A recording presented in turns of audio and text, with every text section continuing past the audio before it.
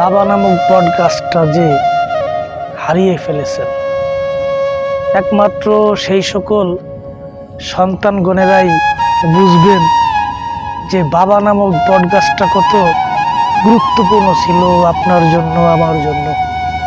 যাদের ওই বাবা নামক বট গাছটা এখনো পৃথিবীতে বেঁচে আছে, সেই সকল সন্তানরা কিন্তু বুঝবে না যে বাবা নামক ওই বট গাছটা কত ছায়া দিচ্ছে, কত নিরাপত্তা দিচ্ছে।